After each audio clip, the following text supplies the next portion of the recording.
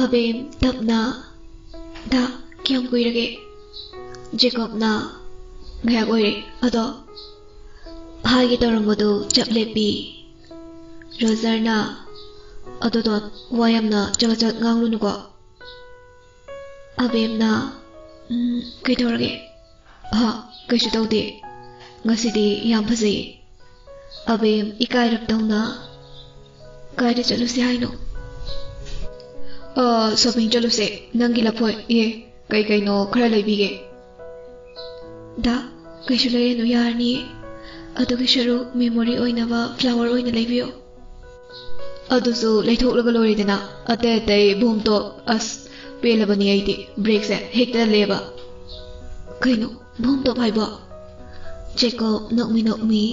ha kaisu late da laose chalase ada da gari leitresu adumairo sum namanabadagi wairakano kaidenu da aino da imanabagi gari waijiko ngarang na bike laga ngasina bullet lai kaige aduna aikhoida nate aduna aikhoi tongi bai ne sina aigine ngarang waibane atobadagi waibadi nate da hoi adobudi kai sukai daba sum mingondagi wairakano ba Lau Jacob wakhalda is nupias yang munarapase nong tei hakasade kaino sidi mareng yamjale warak taba thamoi nang amta mathung maram horokine ko sije itai mani aida sijaninge de ko kari nungi unazarubano Jacob kantakna pelabane khaiba Jacob maya chiklaga gari am chile haibani da timing sinane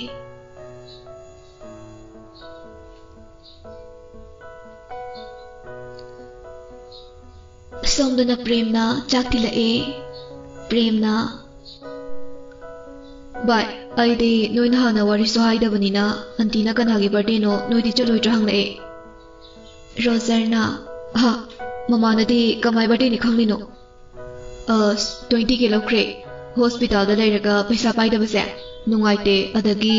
imanabagi birthday ne chaludoine su hairame haye Rocky na loiredana nangna kai hairamge aidi tarang chatana kanamtai birthday laiti haido ure Rocky na mo gada adubu nang thokpa imanaba magi birthday ne ko khaijinba yatraba prem na bab oheudre Roger na as aikoi tongi machingduga mamana hek jairubada asemuloi haidokrani matha sai premna ada mahalaga aitemage antida saudiam sawe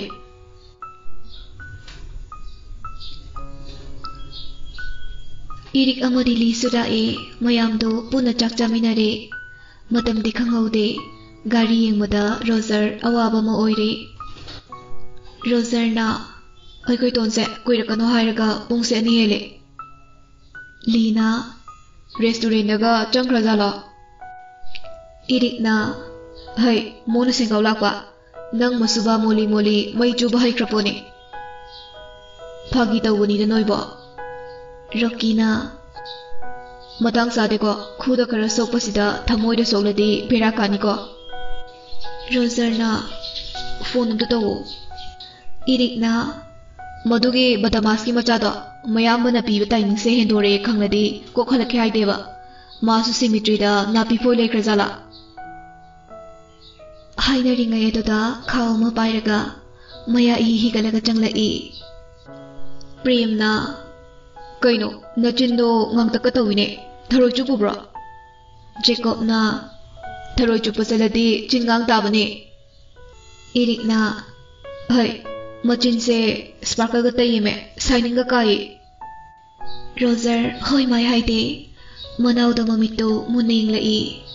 Jacob mayamagi miteng da haipet pakhatna ui Jacob na as noishdiba ba phamale ko buthor kani Roger drip the foot set up laga phamung dagi phat kum tharai adugo Jacob da kinna fathinda de Jacob makha da salaga tai Makuchu hande machin baldusu khara thorai Roger साउना सोर मपी होलगा Jakob मखादा सिलगा ताई मखुत्सु हंदे मचिन बालदुसु ई खरा थोरई Roger साउना सोर मपी Holi Jakob ई दैथोलगा मिनाइसा नोई पेलबो नत्रो आई फुरगा नयादो कारगा येंगलयो लीना अनाबसिना ई थोकै फुबिरदिबको नारमद्रदि नंग Baitarani ओरनीबो Roger अमुकसु नुंगाइरक्ट्रे मपीरा चेलई अयोइमा माइगसे सलु लोइतेदा रोकीना EMI तमनाबगा नंग हौदेने दागी हौजिकी फाइटो अमसे मखुत कहन मनंग हौदेवा हा इरिकना मरा लेबैने जेकोबना हो ngamdre isase loina pangthare abemna kiss tawrapda power go loina chingkre sabu pharama rozer do jacob ki wahai do da gala do pairaga nang khali se kaino aina ngarang na sithokani chacharoi haiba natra aina thajana nang muna taima unaru so haina thaki bane oktabli chachalu so haiki bodi natte dana hera adai de ayamu isu ta karaklani ko aibu oktabadona phagi tawbagase yadrabo rozer kanna ainu pida ke tawridra phagi raba jeko marega kolaga nahan wai pabungna najinna naw chaminno chatminno leiminno kainagano haibududi rozer betudam kakhatlaga makhut yetna mamai tu khummaga leikre marup singdu noksikadai sausikadai tumin leinakre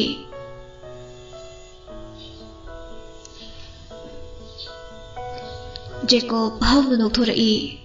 अदुगु पॉकेटगी lip gloss अमा लौथोरई नोई बाप कुफसिंगदो रोकीना ए नंग कारण सिदिबा पेलबनी हे प्रेमना नापसा दे नंग सिदे जेकोबना नोई वाखलदो येंगनिंगबा हाइतारे लीना अखोयगी वाखल येंगबदा नया नोंगबा नत्रो Roger मखुत लौथोकलगा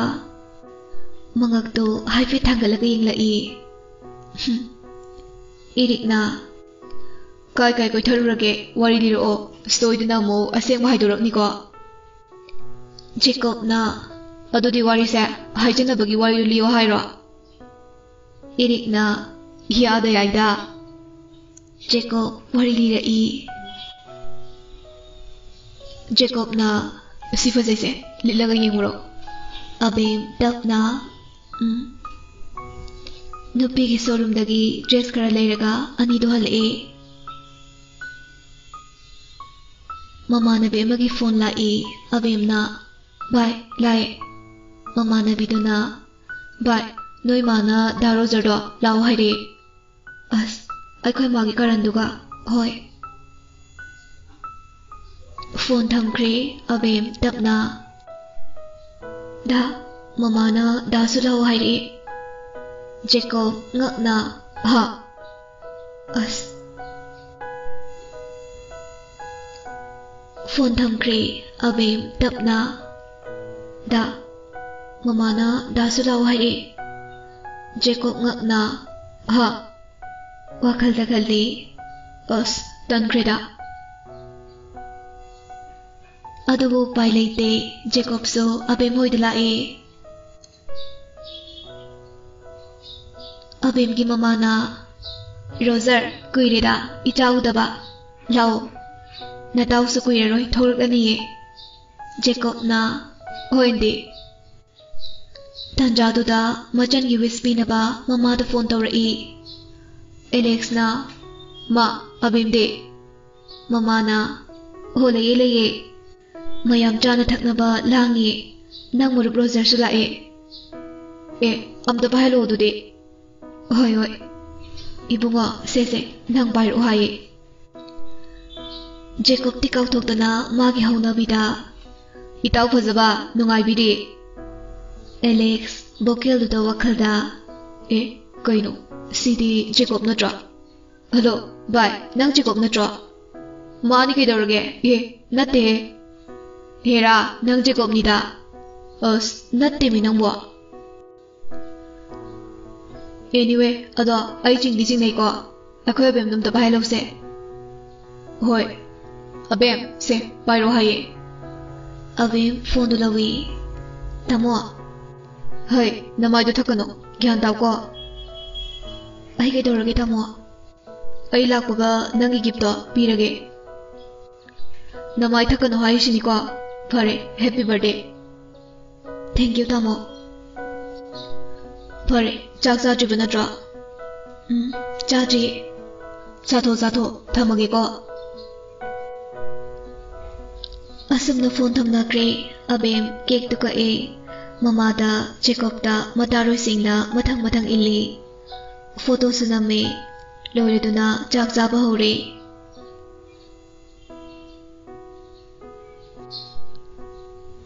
Roger ओइरमलबदी चाखुकबा फावबा ngamloidabani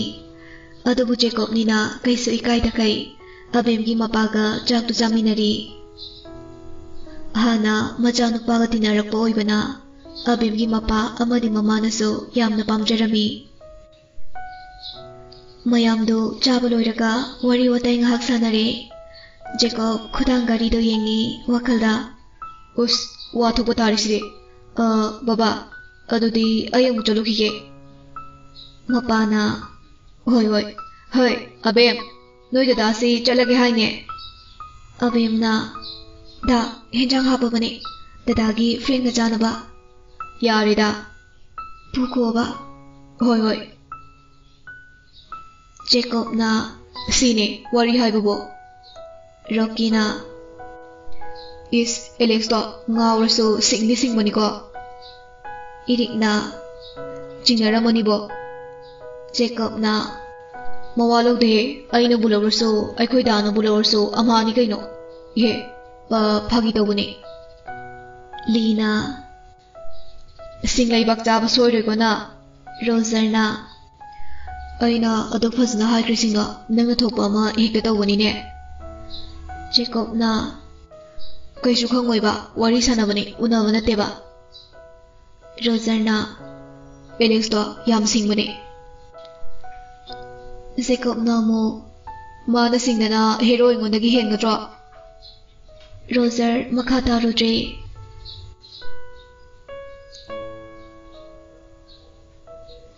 asumna numit mangani hospital da leiraga Roser mayumda puthare phone nadi abimga wari dum sanai Noma Razen ki phone da call lai Razen so phone da paikatli hello Emelena hai Razen aine aigi angangsini ngarang phabado yam thuna thaloko Iyamba brojen oibirabra mani ne Iyamba nanaw khoina tawjariba thabakse prajam yamgini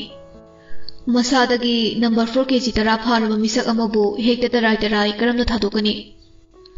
Nang SB natro nang na phana basilo madugi case to nang na pairamni Madu ay ngamlo yamba Pharasu phatrasu aise MLA ni aduga lekai masen sune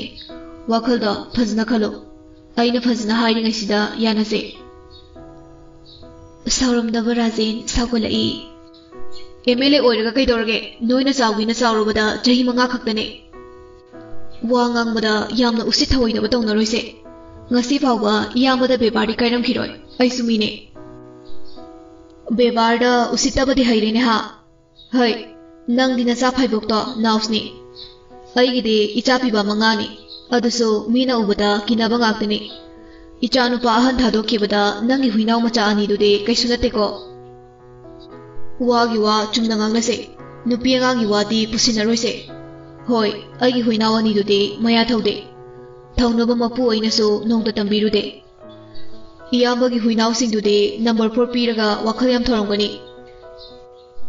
mi chikpa hatpagi thongnasu leirangani khangjai he you nangu mamoli SPM ana aigi chamanga bu 4 chaba kaina yengo do eri aina kai doroke haibiso phone thamkre Razen so sounding mana lore magi pharakpa mi do jail manungda taptai fudatlu haibadagi yam thina purami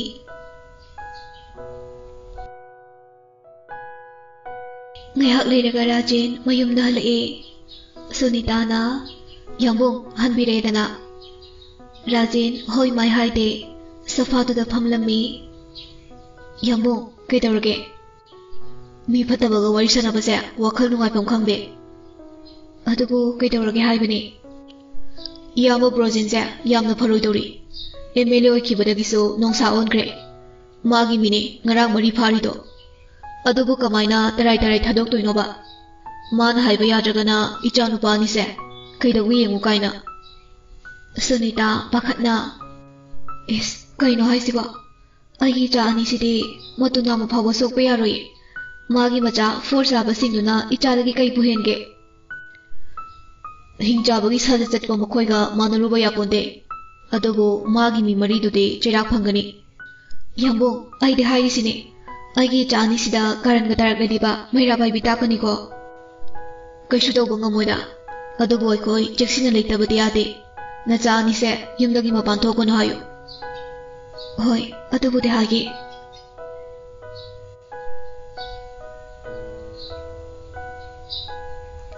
ꯁꯣꯝꯗꯅ ꯇꯥꯔꯤꯕ꯭ꯔꯥ ꯀꯅꯥ ꯀꯅꯥ ꯂꯩ ꯆꯥꯎꯕꯅ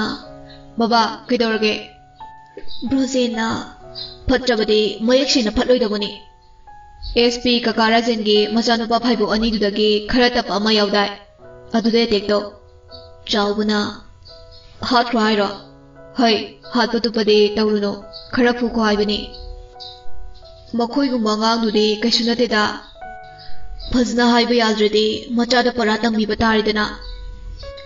ꯑꯩꯗꯤ ꯈꯔ ꯁꯤꯡꯕ ꯃꯤ ꯌꯥꯝꯅ ꯎꯁꯤꯠꯇꯕꯗꯨꯗ ꯑꯣꯏꯅ ꯐꯨꯅꯤꯡꯉꯤꯅꯦ ꯃꯌꯥꯝꯅ ꯍꯥꯏꯕꯗꯗꯤ ꯑꯗꯨꯃꯗꯤ ꯅꯣꯏꯒꯤ ꯐꯥꯏꯠ ꯀꯥꯏꯗꯣ ꯌꯥꯝ ꯍꯩ ꯍꯥꯏꯅꯦ ꯈꯨꯔꯥꯒꯤ ꯃꯆꯥꯈꯩꯒ ꯃꯥꯝꯗꯣꯟ ꯍꯣꯏꯒꯁꯨ ꯐꯨꯅꯔꯨꯔ ꯃꯥꯜꯂꯦ ꯃꯥꯅ ꯐꯨꯏ ꯍꯥꯏꯅꯦ ꯍꯦꯔꯥ ꯃꯥꯅ ꯍꯩꯗꯅ ꯀꯌꯥꯝꯕꯨ ꯍꯩꯗꯣꯏꯅꯣ ꯇꯧꯔꯨꯅꯨ ꯑꯗꯨꯗꯗꯤ ꯂꯩꯀꯥꯏ ꯃꯤꯈꯩꯅ ꯃꯗꯨꯃꯗꯤ ꯈꯔ ꯍꯥꯏꯅꯩ ꯈꯔ ꯃꯤꯉꯝꯕ ꯑꯉꯥꯡ ꯑꯣꯏꯔ ꯃꯥꯜꯂꯦ ꯏꯄꯥꯅ ꯌꯥꯗ꯭ꯔꯕꯅꯤꯅ ꯃꯌꯥꯝꯕꯗꯣ ꯑꯣꯏꯅ ꯇꯣꯠꯄ ꯇꯥꯔꯦꯗꯅ ꯁꯤꯅꯕꯗꯤ ꯐꯨꯔꯨꯅꯨꯀꯣ ꯍꯣꯏꯗ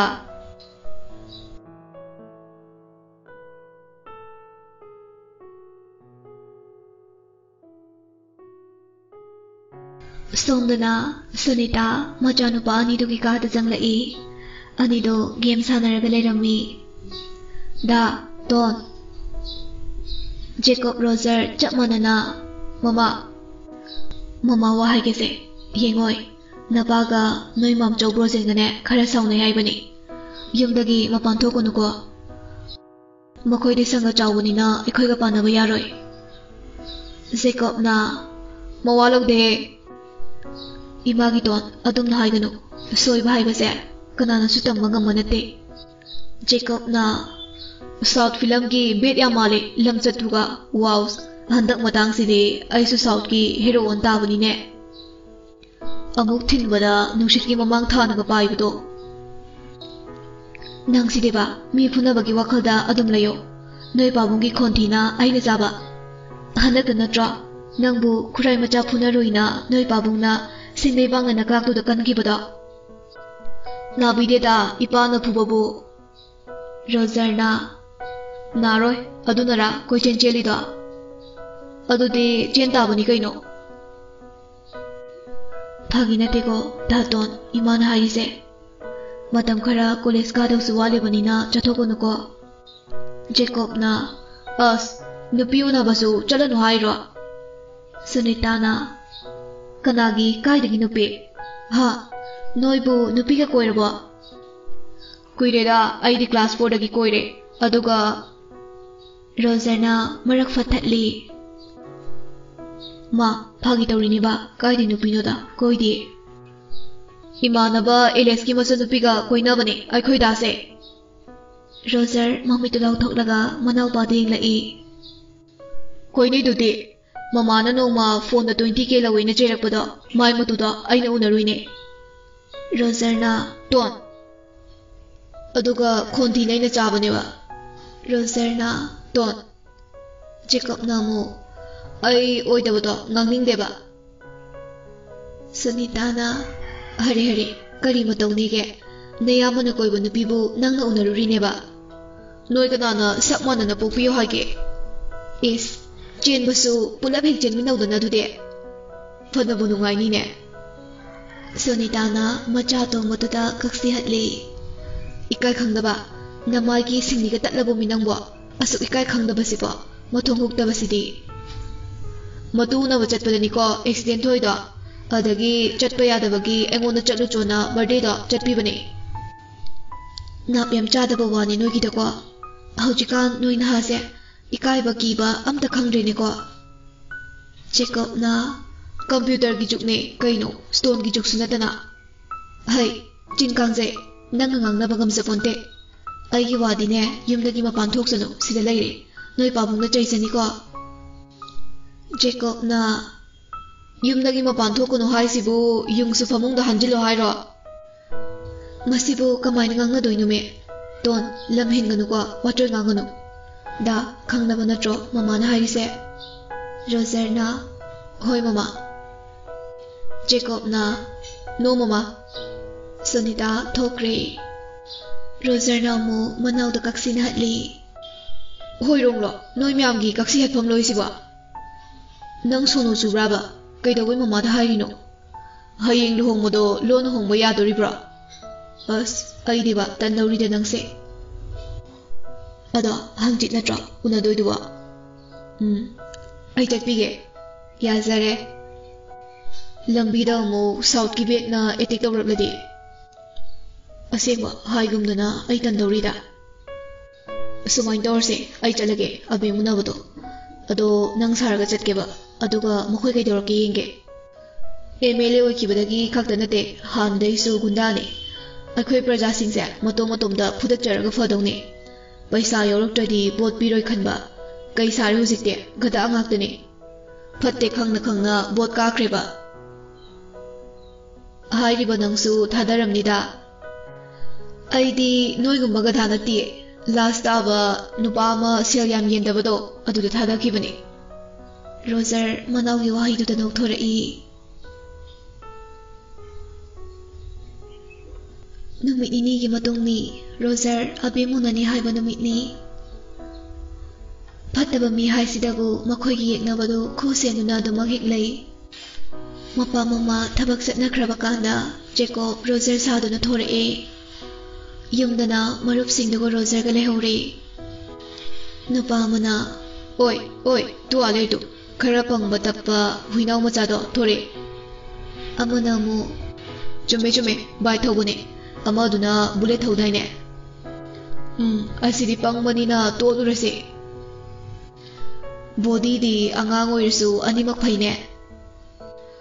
Adubudi yot sanabainida. Adubu asidi body phabai wani. Angang oirikandagi nokpa phauba kanna noktabani.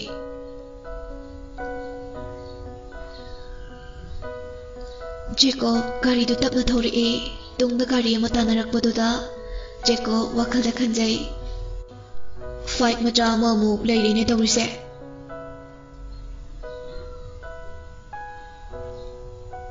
Jacob bai tu tapli thoraga mafam amada khame.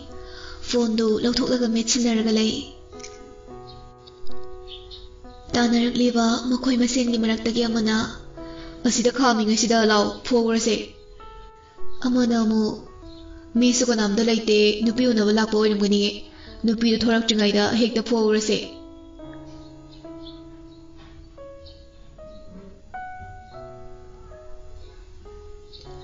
Asumna makhoi mari Jacob tamna prap lai. Jacob nokfet tawna iyambasing kai lere. Amana noi na ba SP do lamyam helene. Jacob na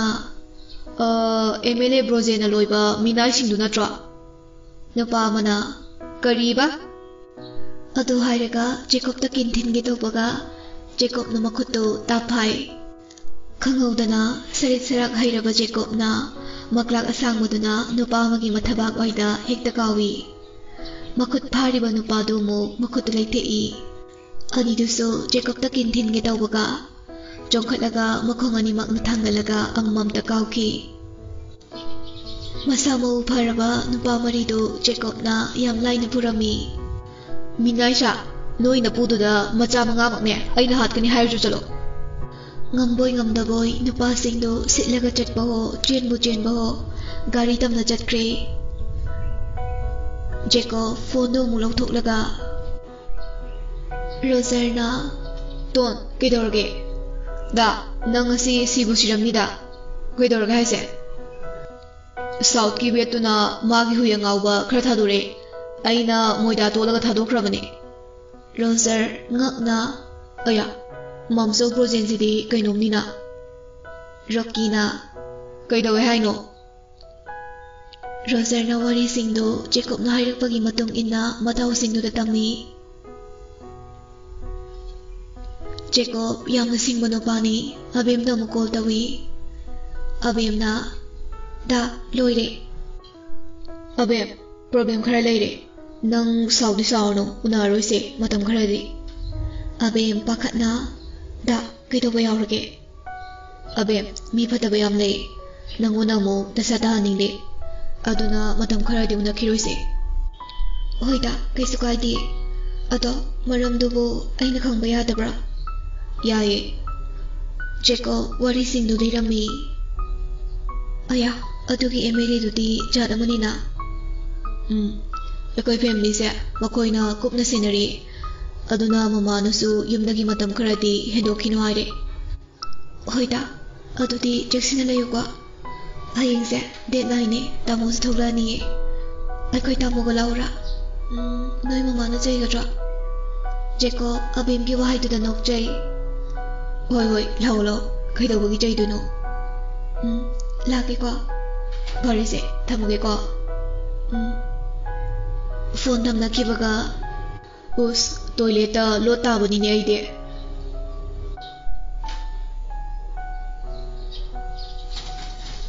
abe muna dana Jacob adum mayum da halai nganna halakpa da premna kamai dorino aswaida gari ama he khamida ai kuirabani chingnaba Rocky na mo ai koi ma da haigese aduga sangtokpada maira paibi khaida maina haijisani natradiba sumsume jalani Lina makoina bomlang tringai sida ai koi oina lanjan horsira mayamdu lide yenglai sumhai banida irikna abemdi unaraktraba unadre phone doraga mangonda suwari loi dikre Roserna as ton nang sidiba kaida wai hairuino haidokuna phatra Rockina nangi walot bhaida bise hoida haidokuna phare unadre na lana lokhido surapudi aduneba nupi nupa nungsinabada thamoi sengba haise walot na daba problem ama leibada haidoknabaduni lasting oidoise Irikna walodadi ising adum sange Premna ising jangladi wado adum kaire natro mayamdu chap manana natle Roserna phone pirose Jacob mayamadu phone pire aibu phone doksirane Jacob na kaune hayendo Alex thorani ne Premna manine date 9 ne Jacob na ado abim na aikoi tamo la ke hairapuni kamai toba Roser ngakna ha Jacob kaidorge harauge haitraga Alex difare abim mamangda kamai toba koi hapsila lori kaino samsu lari dudi ado hapsila lori Rocky nokthora bachanu pirina aseng bhairam danida Premna Hairam kiroi Alex to hutana singmani kamaina masan nupi dudabu nang koinai dubu mayamaro manau paru hanglamdoino Lina adune Roserna ado abemna khangdrasu Alex nadi nang soidana hanglakani Jacob na adugibu pakhatira as matha sarini nang kaisu matha sabiu haideko ai Jacob ni kaidorage Premna nang Jacob ni kanana Jenny Khurai ni haikrage Jacob na lai tharoi sidi